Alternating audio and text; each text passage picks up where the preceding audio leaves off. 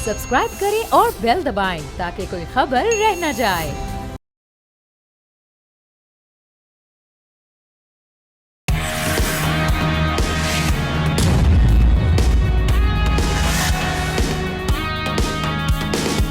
अस्सलामुअलैकुम, आप देख रहे हैं न्यूज़ पंच। मैं हूं आमना खटाना।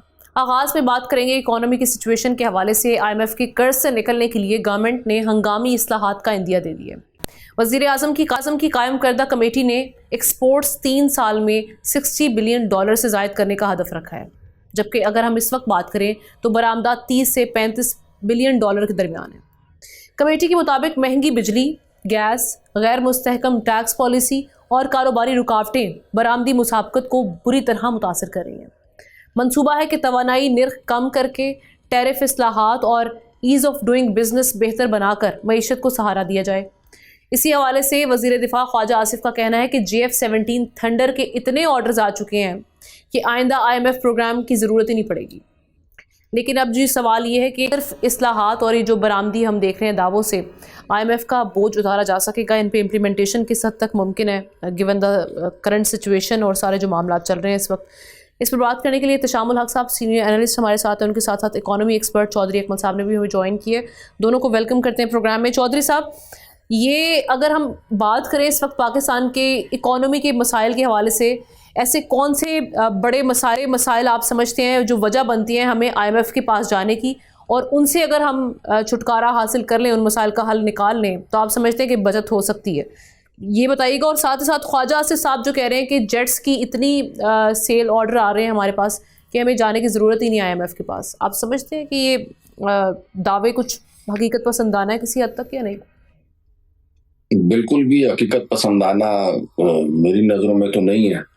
और मियां नवाज शरीफ साहब का ही जो है ना एक शेर है, वो एक मतलब मैंने सुना था और बहुत जबरदस्त था कि पल्ले नहीं ढीला ते कर दी मेला मेला।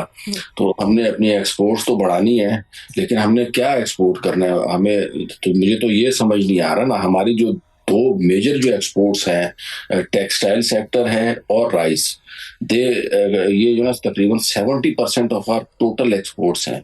तो टेक्सटाइल को वैसे ही जो है ना उसका गला घोंट दिया गया है। कपास ही हमारे पास जो है ना वो नहीं हो रही उतनी जितनी हमें ज़रूरत है। तो इस वजह से टेक्सटाइल प्रोडक्ट्स भी जो है ना वो मार खा रही है हमारी आलमी मार्केट में रेट के हिसाब से। और राइस जो है वो सैलाबों ने जो है वो कुछ तंग कर दिया, बाकी जो है वो फार्मर्स को उनके रेट्स नहीं मिलते, तो उन चीज़ों ने तंग कर दिया। तो देखा जाए तो JF-17 थंडर के ऊपर मैं बाद में बात करता हूँ, ये नया एस्पेक्ट है। लेकिन जो इससे पहले का जो सिनेरियो है उसमें ये कहना कि हम एक्सपोर्ट बढ़ा देंगे, हम 60 बिलियन तक ले जाएंगे, हम 80 बिलियन तक ले जाएंगे, तो उससे पहले आप अपने पास कुछ पैदा तो करें। आपके पास कोई ऐसी चीज हो तो सही जो आप एक्सपोर्ट कर रहे हो। और बाकी जो आपने बताया कि उसमें अवामिल कौन कौन से हैं जो हमारे इवन टेक्सटाइल सेक्टर की या राइस की ग्रोथ को रोक रहे हैं, तो टेक्सटाइल सेक्टर में सबसे जो बड़ा मसला है वो तो पावर का मसला है। बिजली जो है ना खित्ते में सबसे महंगी जो है वो हम प्रोड्यूस कर रहे हैं। उसके बाद टैक्स रेट्स जो है वो इतने ज्यादा है, खास तौर पे कॉर्पोरेट सेक्टर के ऊपर, या इवन अगर जो है वो इंडिविजुअल बिजनेसमैन है उनके ऊपर भी जो है ना वो अच्छे खासे टैक्स रेट्स हैं। और उसके बाद जो है रही सही कसर जो है वो लेबर जो है वो पूरी कर देती है। कॉटन हमारे पास है नहीं, तो वो ग्रोवर्स या वो जो बड़े बड़े जो टेक्सटाइल प्रोड्यूस करने वाले हैं वो तो चले जो है ना वो कपास वगैरह अपनी उगा लेते हैं। इलाके उन लोगों ने खरीदे हुए जमीनें पंजाब में या ठेके पे लिए, उसके थ्रू वो थोड़ा बहुत सरवाइव कर रहे हैं। छोटा जो टेक्सटाइल वाला है वो तो बिल्कुल उसकी जान निकल गई। ऑन दी अदर हैंड जो है वो राइस की, अगर मैं एग्रीकल्चर की बात करूँ तो वहाँ पे हमारे यहाँ जो है वो खादें इतनी महंगी हो गई हैं, क्वालिटी का सीड हमें नहीं मिलता, दवाइयाँ 2 नंबर मार्केट में इतनी ज़्यादा हो गई हैं कि जो है ना फार्मर की वैसे ही कमर जो है वो टूट जाती है, और फिर उसके बाद रेट उसको नहीं मिलते। तो इस वजह से बड़ा मतलब जो है ना वो प्रॉब्लम है। तो इसमें बड़े हमें इकदामात की जरूरत है इन सब चीज़ों को कवर करने के लिए। अब JF-17 थंडर की जहाँ तक आपने बात की, बिल्कुल ये एक अच्छा वेन्यू है। और पाकिस्तान जो है ना वो एक वाहिद डिफेंस ही ऐसी जो है इस वक्त पावर है। और जो जिस तरीके से इनकी बात की जा रही है, इसमें भी अल्टीमेटली कुछ रॉ मटेरियल या इंजन वगैरह वो तो हमें चाइना से लेना पड़ेगा।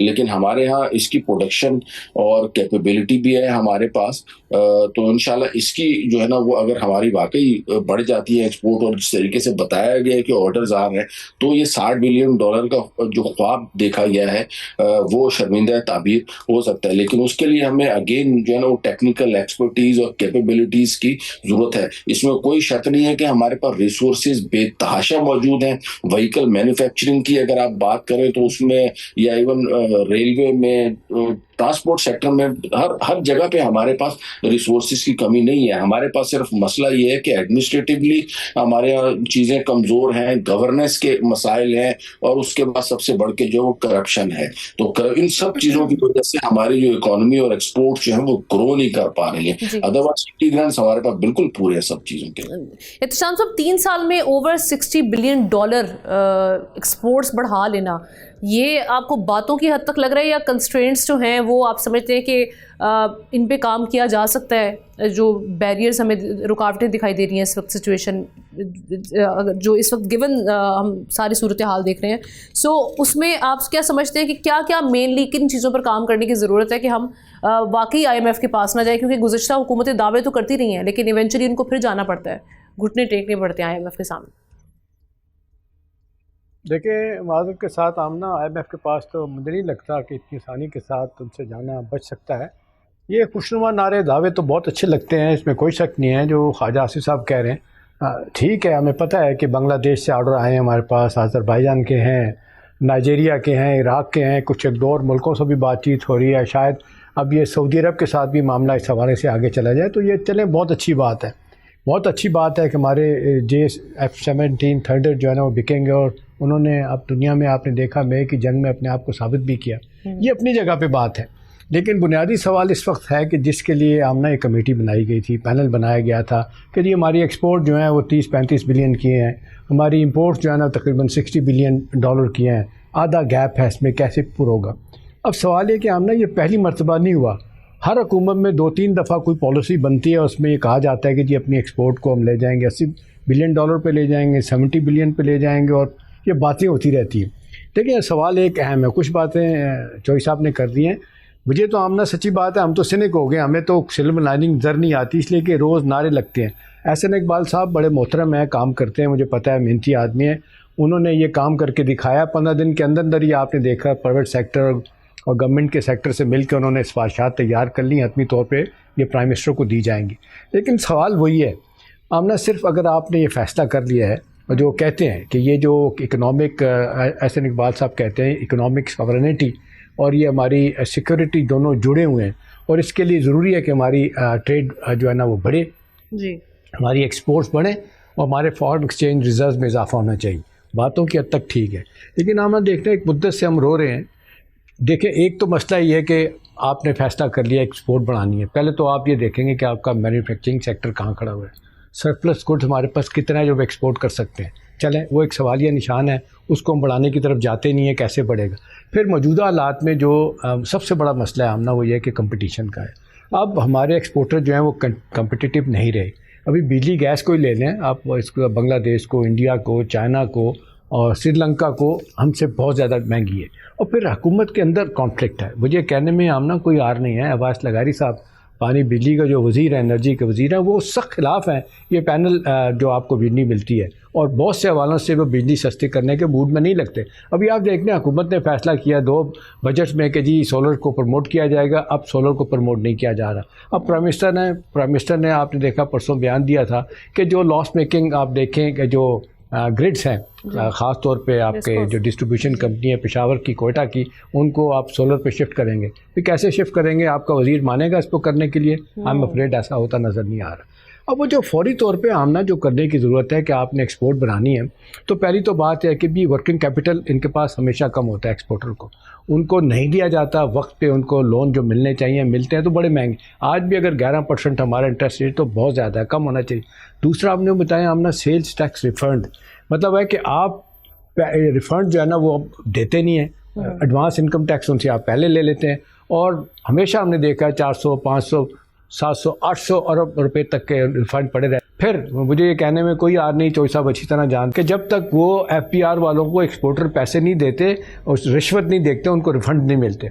अब सवाल ये है कि प्राइम मिनिस्टर ने कह तो दिया है, क्या ये सिर्फ प्लेइंग टू द गैलरी है, या आप ठीक है आपकी नीयत अच्छी हो सकती है, लेकिन सवाल है कि इन सारे मामलात पे अमल दरामद कौन करवाएगा। अब FPR जो है वो फैसिलिटेटर का रोल प्ले नहीं कर रहा, वहाँ पे लोग जाके फंस जाते हैं। SIFC ने रोल प्ले करने की कोशिश की माजरत के साथ, हम ना वो कि कहाँ तक जाएंगे, किधर जाएंगे, मुझे लगता है शायद किसी हद तक वो उन्होंने भी हाथ उठा दिए। उसकी वजह यह है कि रेड टेपिज्म। अभी देख लें, हम बात कर लें अगर CPEC की, हम ना अभी CPEC जो है ना वो सेकंड फेज़ नहीं शुरू हो पा रहा, और मेरी इतलात है कि ना होने की वजह यह है कि चाइनीज़ ने जो बड़ा पॉइंट ब्लैंक इनको बताया गवर्नमेंट को कि भाई एक तो अपना क्या कहते हैं रेड टेपिज्म है, और हमारी कंपनीज़ को जो मसाइल परेशानियाँ FBR या बाकी अदारों से मिलती हैं वो ख़त्म नहीं हो रही।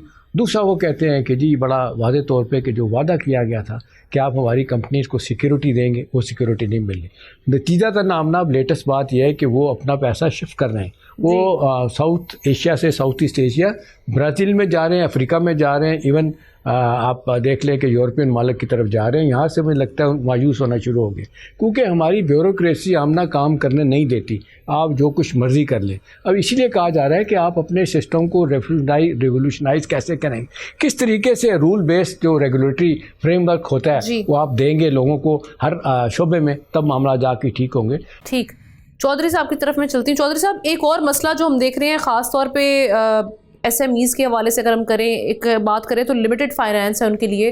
अब उनको एक्सपोर्ट वैल्यू चेन में अगर SMEs के लिए हम कॉस्ट को कम करने और जो उनका तरसील का टाइम है उसको कम करने के लिए क्या किया जा सकता है। दूसरा ये कि एक और मसला कि ओवरसीज़ लैब के लिए, लैब में सर्टिफिकेशन के लिए इनको जाना पड़ता है, उसका ऑल्टरनेटिव क्या किया जा सकता है यहाँ पर, क्या वसाइल की कमी है यहाँ?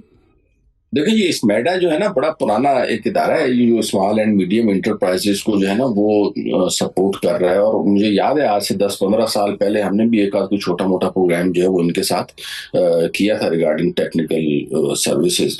तो ये इदारा बहुत अच्छा, बहुत एक अरसे से काम कर रहा है। हमारे यहाँ जो है इस चीज़ की अहमियत तो जो है ना वो समझना चाहिए कि लार्ज स्केल मैन्युफैक्चरिंग के साथ साथ SMEs की जो है वो बहुत इंपॉर्टेंस होती है, क्योंकि ये बेसिकली बड़ी इंडस्ट्रीज के सम टाइम रॉ मटेरियल भी जो है ना वो प्रोड्यूस करके उनको दे रही होती है, या उनमें जो छोटे नेचर के काम, जिनके बड़े बड़े प्लांट्स के ऊपर जो काम नहीं होते, इवन वो छोटी ऑर्गेनाइजेशन में जो घरेलू सतह के ऊपर भी वो चीजें हो रही होती हैं। खास तौर पे अगर मैं कॉटेज सेक्टर की, इसकी टेक्सटाइल सेक्टर की बात करूं तो टेक्सटाइल सेक्टर में कई सारे ऐसे काम है जो हमारी हाउस होल्ड खवातीन है वो घर पे बैठ के करती है, और इससे पहले हमारे यहाँ पे ये सारी चीजें होती नहीं है। ऑन दी अदर हैंड अगर एग्रीकल्चर साइड पे जाए तो हमारे यहाँ लाइव स्टॉक फार्मिंग जिस तरीके से बढ़ रही है, या जो है वो मिल्क की प्रोडक्शन के हवाले से काम हो रहे, तो उसमें हमारी जो देही खवातीन है, जाहिर है घरेलू जो है ना वो सारा सिलसिला है, तो वहां पे ये सारी चीजों को अगर हम ऑर्गेनाइज कर दें सिस्टमैटिक। तो साहब एक चीज बताइएगा जो हो सकती है, जो बहुत अरसे से एक्सपोर्टर डिमांड कर रहे हैं कि पोर्ट कासम पे एक डेडिकेटेड ये एक्सपोर्ट का एक टर्मिनल बना दिया जाए, ये क्यों नहीं बनाया जाता? आपके ख्याल में इसकी क्या वजह है और हुकूमत क्या इसमें रुकावटें हैं? जबकि वो कहते हैं अगर ये बना दिया जाए, एक तो मामलात हैं कि वो कहा जाता है कि जी इनके पास इतने वो जगह नहीं है कि जहाँ पे अपनी चीज़ें रख सकें ज़्यादा देर के लिए, लेकिन ये बहुत अरसे से कहा जा रहा है कि एक अलहदा से बना के टर्मिनल दे दिया जाए तो एक्सपोर्टर को इसका बड़ा फ़ायदा होगा। आपके ख्याल में यहाँ पे क्या ब्यूरोक्रेसी है, यहाँ पे क्या हर्डल है, पैसे की बात है, कस्टम अथॉरिटी का अपने माल खांचे हैं, क्या है? देखें ना, ब्यूरोक्रेसी तो इसमें टोटली इन्वॉल्व है ही है ना। ब्यूरोक्रेसी अगर एक चीज को नहीं चाह रही करने देना तो वो फिर उसमें जो है ना टेक्निकल प्रॉब्लम्स पैदा होते रहते हैं, ठीक है ना। तो इसमें कोई शक नहीं है कि यहाँ पे अगर पोर्ट कासिम पे जो है ना वो बना देते हैं एक्सपोर्ट के लिए अलग से, तो हमारे एक्सपोर्टर्स की जो है वो टोटल कॉस्ट भी जो है वो कम हो जाएगी, जो ट्रांसपोर्ट के हवाले से वो पे कर रहे होते हैं, और उनकी जो प्रोडक्ट्स हैं वो कंपैरेटिवली कंपैरेटिबल हो जाएंगी। लेकिन अनफॉर्चुनेटली ना ही हुकूमत की इस तरफ तवज्जो है, ना ही जो है वो दूसरे जो है वो जो लोकल सिंध गवर्नमेंट है उसकी भी इस तरफ कोई खास जो है ना वो तवज्जो नहीं है। हमारे यहाँ ना एहसन इकबाल साहब की मैं आपको बात बताऊँ, मुझे तो 90s में जब हम लोग ना स्कूल कॉलेजेस में होते तो उस वक्त मुझे याद है कि एहसन इकबाल साहब ने बनाया था, जब उस वक्त गवर्नमेंट थी मियां साहब की, विजन 2010 उस वक्त उन्होंने जो ना वो इंट्रोड्यूस किया था। तो ये सिर्फ इस तरह के प्रोग्राम्स और जो जो जो थ्योरी वाला काम है ना वो करने में बहुत एक्सपर्ट है, पर अनफॉर्चुनेटली उनको जो है ना प्रैक्टिकल चीजों में एक्सपोर्ट करना, ट्रांसमिट करना या ट्रांसलेट करना ये नहीं हो पाता। ये मुश्किल नजर आती है। Thank you so much Chaudhry Akmal साहब, एहतशाम साथ ही रहेंगे। एक ब्रेक की जानिब बढ़ते हैं, ब्रेक के बाद वापस आएंगे।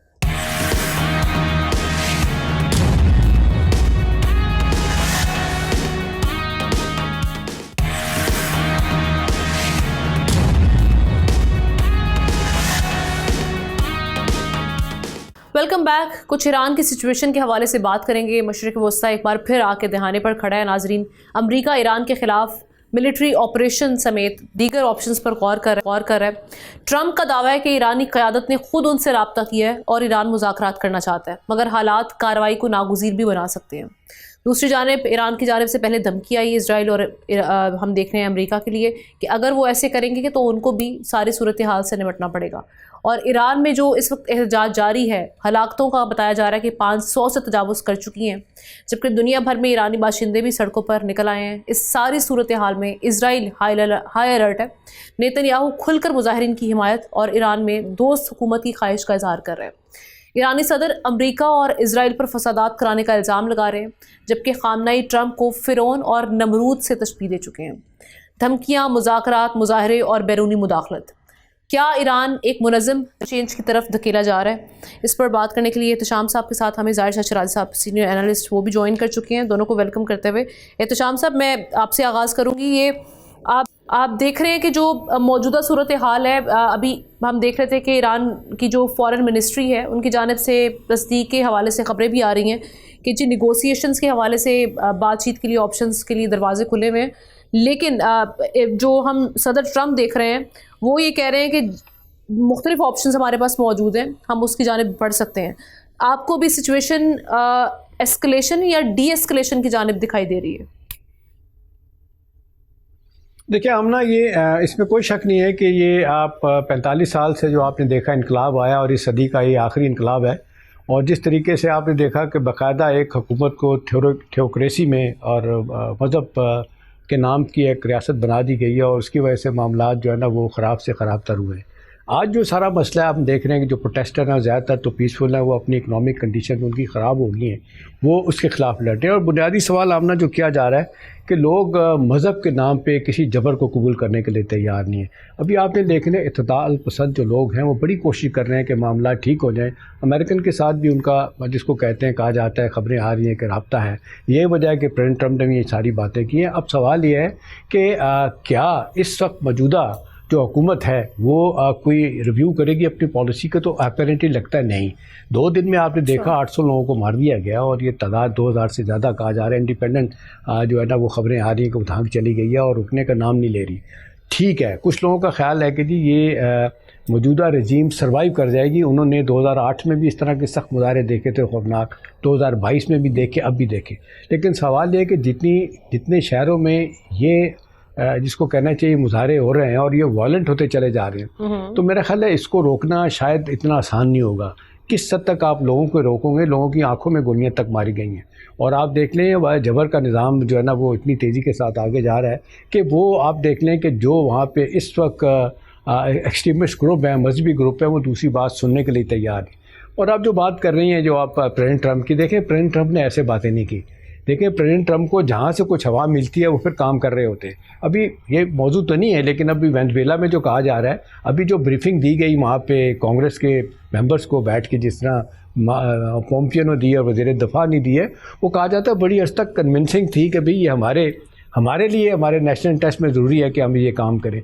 नतीजतन यहाँ पे भी आप देख लें कि जिस तरीके से कहा जा रहा है कि जी ईरान में जो सूरत हाल एक अरसे से ख़राब हो रही है, इस पर बहुत सा हाथ जो है ना वो मेरा ख्याल है रजीम का अपना है। वो ख़ुद मौका दे रहे हैं कि ट्रंप साहब को और ख़ित्ते के बाकी ममालिक अगरचे बहुत परेशान है। हमने सबसे ज़्यादा परेशानी तो हमारी है, ये खुदा न खास्ता ये स्पिल कर जाता है ये पाकिस्तान की तरफ, और ये ज़्यादा अगर हालात वहाँ पे ये ख़राब होते हैं, प्रोलॉन्ग इंस्टेबिलिटी, तो हमारे लिए मुश्किलात बहुत हो जाएंगी। लिहाजा रीजन में हम ये बर्दाश्त नहीं कर सकते हमारे साथ ऐसा हो। हमने पाबंदी लगाई है, ट्रैवल एडवाइजरी जारी की है कि लोग वहाँ पे ना जाए। अब सवाल बड़ा इंपॉर्टेंट आपने इस वक्त यह है कि इस सारी सूरत हाल में कोई गिव एंड टेक हो सकता है। तो बज़ाहिर लगता है कि ना तो स्टूडेंट मानने के लिए तैयार है, ना प्रोटेस्टेंट मानने के लिए तैयार है, ना ही जो है ना दूसरी तरफ हुकूमत। एक बयान तो उनकी तरफ से आया है कि जी लोगों के मसाइल हल किए जाएँ, लेकिन आप ना इकनॉमिक कंडीशन इतनी ख़राब हो गई है, लोगों का खाना पीना मुश्किल हो गया उनके लिए। 40% से ज़्यादा करेंसी नीचे चली गई है और जिस तरीके से उनकी इकॉनमी बिल्कुल नीचे चली गई है, जब तक उनको सपोर्ट बाहर से नहीं मिलती, उनका तेल नहीं बिकता, मामला ठीक नहीं होंगे। लेकिन वो इस बात में उन्हें कोई परवाह नहीं है, जो मौजूदा वहाँ पे मजहबी तबका वो जो रूल कर रहा है उन्हें कोई परवाह नहीं। उनका ख्याल है कि हम मारदार से इसको सस्टेन कर लेंगे। लेकिन ये देखने वाली बात है कि अब कोई तरीके से ये इनकलाब रोज़ रोज़ तो नहीं आता। मुझे भी लगता है किसी स्टेज पे ये दबाने में कामयाब हो जाएंगे शायद, लेकिन ये मामला रुकता नज़र नहीं आ रहा। अमेरिकन की इन्वॉल्वमेंट बहुत तेज़ी के साथ है, इजराइल की है, वो तो डायरेक्टली सुना है कि हर तरह से वो फंडिंग भी कर रहे हैं और जो लोग बैठे हैं वो तैयारी की जा रही है कि शाह ईरान के बेटे को, रज़ा पहलवी को लाया जाए। उसकी एक्सेप्टेबिलिटी कितनी है कितनी, उसके हक़ में नारे तो बहुत लगने हैं, प्रोटेस्टर भी नारे लगा रहे हैं। क्या ये मुमकिन होगा, ये इतना शायद आसान नज़र नहीं आता। मेरा ख्याल है फौरी तौर पर तो ये है कि हमें अपने आप को कैसे बचाना है। ये आग आमना अगर ये लगी रही तो ये इनकलाब, आप देखें इनकलाब में वो कामयाब भी बड़ी हद तक हुए थे। 8 साल तक इराक के साथ उन्होंने जंग भी लड़ी थी, लेकिन लोग साथ थे। अब उनको सोचना चाहिए कि लोग उनके साथ नहीं खड़े। ये इतनी वर्सनिंग इकोनॉमिक कंडीशन आम आदमी की उनको मजबूर कर रही है। बिल्कुल ऐसी बहुत सारे ग्रीवेंसेस हैं। अभी देख ले, इतना कुछ मारने के बावजूद लोग नहीं आ रहे, और मेरा ख्याल है कि अमेरिका को मौका मिलेगा कि वो इंटरव्यू करे। जी शाह साहब, अभी जो अमेरिका से अगर मुज़ाकरात हो भी जाते हैं तो आपको क्या इसका कोई हल निकलता हुआ दिखाई दे रहा है, या अमेरिका ठान चुका है वहाँ पर रिजीम चेंज के? और आप ये जो मौजूदा सेटअप है उसका किस हद तक फेलियर समझते हैं कि हालात इस नहज तक पहुँचे हैं, और स्टेट का जो रिस्पॉन्स है वो आप समझते हैं कि जल्दी पर तेल का काम करे, या इसके अलावा कोई हल भी नहीं है उनके पास, ऑप्शन भी नहीं है? देखिए, मेरे ख्याल में पहली बात तो सबसे इम्पोर्टेंट ये है कि ईरान के अंदर जो कुछ हो रहा है वो इंडिजिनस नहीं है। बिल्कुल जैसे ईरानी सदर ने कहा कि 30% लोग जो है उनके प्रोटेस्ट जायज़ हैं, उनके मुतालबात जायज़ हैं, और ऑब्वियसली मेरे ख्याल में ईरान इतना भी कमज़ोर मुल्क नहीं है जितना समझा जा रहा है। और जो अमरीकी सदर एक मैसेजिंग कर रहे हैं कि शायद रिजीम चेंज, ये एक बड़ा लंबा गेम होगा। तकरीबन आप अंदाज़ा लगाएं, कम से कम तकरीबन 3 से 4-5 मिलियन तो आपके IRG के लोग हैं, जो कि फुल फ्लेज आप समझते हैं कि रेवोल्यूशनरी गार्ड और ये ओवरऑल इतना आसान काम नहीं कि आप आधे करोड़ आबादी को मारेंगे या तमाम रिजीम को मारने के बाद जो आप हैंड ओवर करेंगे। What is the choice?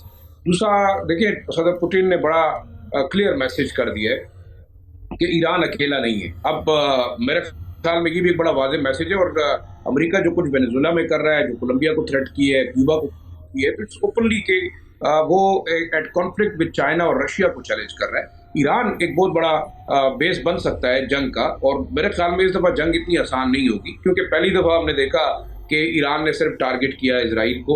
इस दफ़ा अगर अमेरिका डायरेक्टली इन्वॉल्व होता है और हमला करता है, मेरे ख्याल में जो इर्द गिर्द के ममालिक हैं, चाहे कतर है, चाहे UAE है, सऊदी अरब है, वो शायद इस मामले से दूर नहीं रहेंगे। इस कॉन्फ्लिक्ट की तरफ मैं समझता हूँ कि ईरान की जो रिजीम है, चाहे वो जितनी भी कमज़ोर हो, बिल्कुल, लेकिन एक चीज़ है, मर्ग पर अमेरिका का नारा अभी भी मौजूद है। वेस्टर्नाइज माइंड के थोड़े बहुत लोग ज़रूर होंगे। अब जो शाह ईरान के बेटे हैं, उनको कितने लोग सपोर्ट करते होंगे? 2%, 4%, 5%, क्योंकि उनके वालिद साहब की जो हुकूमत थी, इससे ज़्यादा टायरेंट हुकूमत थी और इसी तरह जबरी हुकूमत थी। उसमें भी कोई लोगों को सुकून हासिल नहीं था, बल्कि अशराफिया जो है ना वो रूल करते रहे।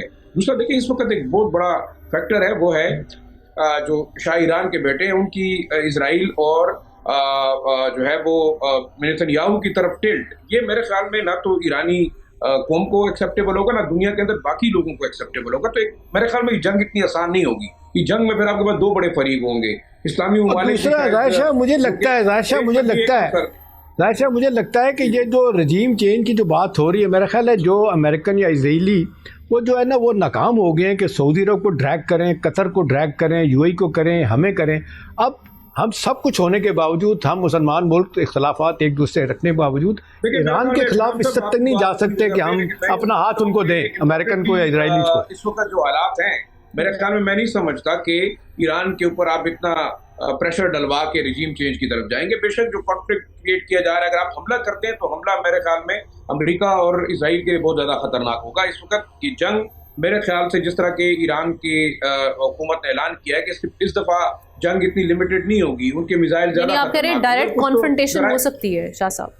देखिए, कॉन्फ्रंटेशन तो मेरे ख्याल में आमना इसमें कोई दूसरी राय नहीं है, हो भी सकती है, लेकिन बहुत सोचना होगा, क्योंकि इसके बाद जो डील हुई है रशिया के साथ, अगर रशिया ने वाकई न्यूक्लियर कैपेबिलिटी ईरान को दी है, तो जब आप मरने लगेंगे तो they can go to any extent. तो मेरे ख्याल में अमेरिका ने इसराइल को भी बचाना है, उसने उसको निस्तनाबूद नहीं करना। इससे पहले आपने देखा 12 दिन की जंग में जितना तल अवीव की तबाही हुई है, जितना इसराइल की अपनी तबाही हुई है, वहां भी एक बहुत बड़ा कॉन्फ्लिक्ट है। और अमेरिका के अंदर खुद जो इतना वेनेजुएला के मामले के ऊपर प्रोटेस्ट हो रहे हैं, तो सदर ट्रंप उसको कैसे देखेंगे? मैं ये समझता हूँ कि जंग और या कॉन्फ्लिक्ट जो है वो सिर्फ ईरान स्पेसिफिक नहीं है। मेरे ख्याल में इस वक्त ट्रंप जो एक्सपेरिमेंट करना चाह रहे हैं वो दुनिया के साथ टसल में जा रहे हैं Multiple और fronts.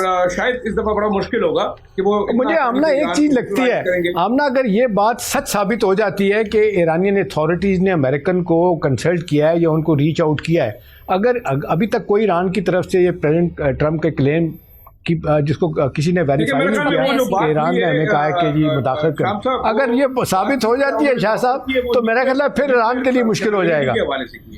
जी मेरे ख्याल में इस इख्तिलाफात के हवाले से या फसादात के हवाले से तो कोई बात हुई नहीं है। अगर आप देखें इंटरव्यू देखें उनके फॉरेन मिनिस्टर का, तो वो था कि हम अमेरिका से न्यूक्लियर जो उसके हवाले से न्यूक्लियर डील के हवाले से बात हुई। तो मेरे ख्याल में शायद मीडिया मिस इंटरप्रेट कर रहा है, क्योंकि इस वक्त आप देखें जो इल्जाम लगाया जा रहा है इसमें तो कोई दूसरी राय नहीं है कि ईरान के अंदर जो कुछ आर्म्ड स्ट्रगल शुरू हुई है उसमें तो अमेरिका, मोसाद और रा जो तकरीबन इवन कहा जा रहा है कि इंडियंस और अफगानी भी इसके अंदर मुलविस है। तो अब देखना ये होगा कि अगर इस म्यूटनी को वो जो है ना वो क्वेल डाउन करते हैं तो फिर क्या मामला होंगे। बिल्कुल ऐसे। और खामनाई साहब की जानिब से एक जानिब हम अगर देख रहे हैं कि अगर सिर्फ निगोसिएशन जनरली होती तो फिर हम ये ना देखते कि इतना सख्त किस्म का उनकी जानिब से ट्वीट सामने आना जिसमें उन्होंने सदर ट्रंप को तशबीह दी है नमरूद या फिरौन से, और साथ ही साथ निगोसिएशन जो हो रही है वो उन्होंने क्लैरिटी जैसे आप शाह साहब भी दे रहे हैं कि वो न्यूक्लियर टॉक के हवाले से कहा जा रहा है कि इस हवाले से बातचीत हो रही है। Thank you so much Ayesha Sharai साहब, दोनों का हम शुक्रिया अदा करते हैं। ब्रेक की जानिब बढ़ते हैं, ब्रेक के बाद एक और स्टोरी उस पर डिस्कस करेंगे।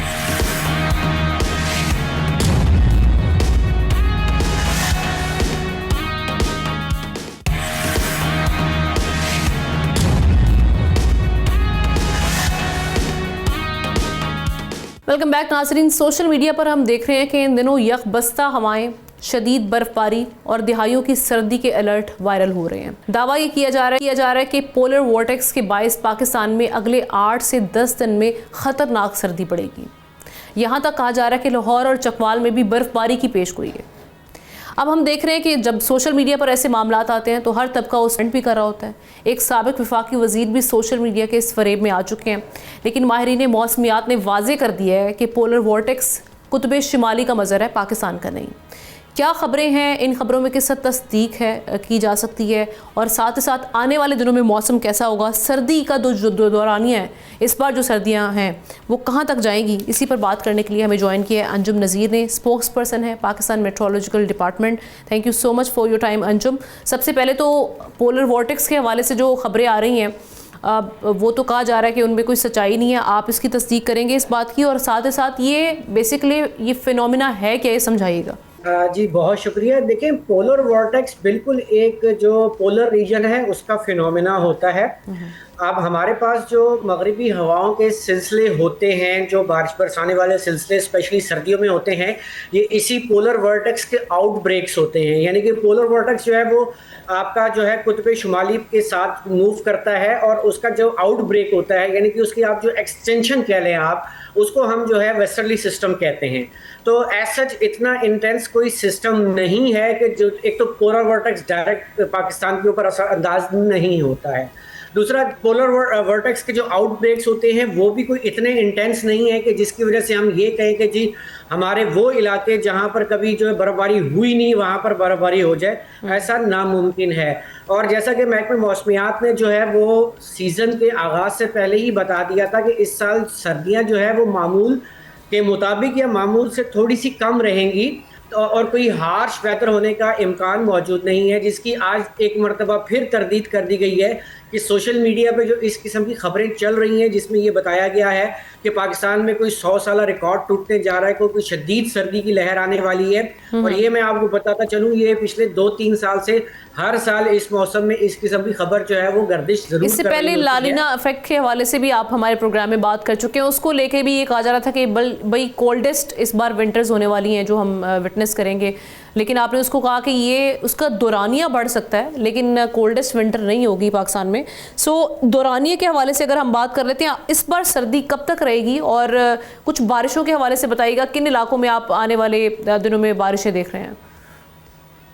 देखें जी, 16 तारीख से एक मगरबी हवाओं का सिलसिला 16 की शाम रात गए से फिर पाकिस्तान के शुमाली इलाकों को मुतासिर करने जा रहा है, जिसके तहत जो है हमारे शुमाली इलाकों के पहाड़ों पर बर्फ़बारी और मैदानी इलाकों में बारिशों के इम्कानात मौजूद है। अभी कहना कबल इस वक्त है कि इसकी इंटेंसिटी कहाँ कितनी होगी, अभी लॉन्ग रेंज फोरकास्ट है। दूसरी बात यह कि जब ये सिलसिला गुजर जाएगा तो इसके बाद एक मरतबा फिर जो है 22 या 23 तारीख से आप कह सकते हैं कि एक सर्दी की लहर जो है वो पाकिस्तान को मुतासर करेगी, ताहम वो भी इतनी शदीद नहीं होगी। और उसके बाद जब हमने सीजनल आउटलुक दी है आपका क्या कहते हैं जनवरी फरवरी मार्च का, तो उसके तहत जो पाकिस्तान के इंतहाई शुमाल मगरबी इलाके हैं जो कि ड्यूरिंग मानसून सप्रेस रहे थे, वहाँ पर मामूल से ज़्यादा बारिशों के इम्कानात मौजूद है, जिसमें आपका केपी और जीबी के इलाके शामिल हैं। तो जिसकी वजह से जब वहाँ पे बारिशें ज़्यादा होंगी तो जो मगरबी हवाएं हैं उनका तसलसल जो है बरकरार रहेगा, जिसके बाइस जो है वो साइबेरियन विंड का जो है कट ऑफ रहेगा, जिसकी वजह से हम कह सकते हैं कि इतनी हार्श सर्दियाँ नहीं होंगी। और तवक्को इस बात की है कि माह फरवरी के आगाज़ से ही मुल्क के जनूबी इलाकों में मौसम बहार का आगाज़ हो जाएगा, ताहम 15 तारीख के बाद जो है मुल्क के शुमाली इलाकों में भी मौसम बहार का आगाज़ होता हुआ नज़र आ रहा है। राइट और अभी बारिशों के हवाले से कराची की सूरत हाल हम देखते हैं। वैसे कराची वाले तो बस दुआएं करते रहते थे कि कोई बारिश हो जाए, कोई थोड़ी ठंड यहाँ पर भी आ जाए। वैसे बरसात में भी हमने इस बार कराची में बारिशों का जो देखा था कि वो स्पेल उस तरीके से नहीं हुए। सो आप देख रहे हैं कि आने वाले दिनों में कराची में कोई इम्कान बारिश का? लेकिन जी अगर हम दिसंबर की बात करते हैं तो दिसंबर में एज अ होल पाकिस्तान में 34% जो है बिलो नॉर्मल बारिश हुई, ताहम सिंध में जो है ये बारिश एवरेज से ज़्यादा रही है, क्योंकि हमने देखा कि कराची में भी एक दिसंबर में बारिश हमने देखी और सिंध के दूसरे इलाकों में भी।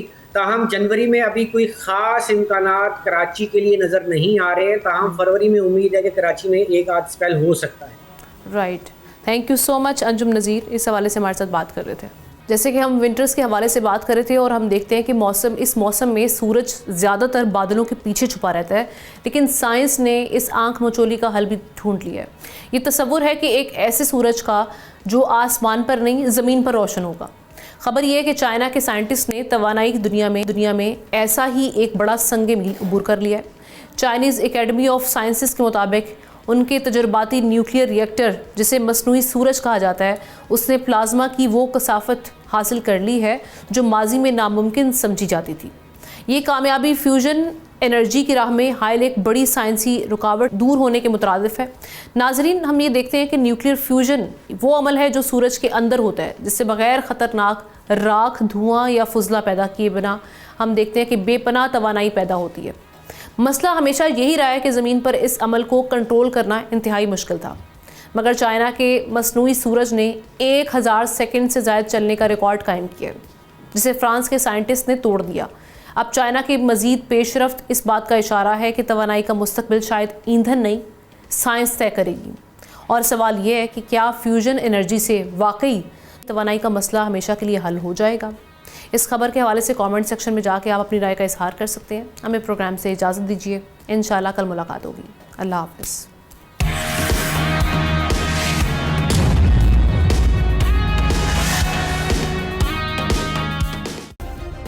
सब्सक्राइब करें और बेल दबाएं ताकि कोई खबर रह न जाए।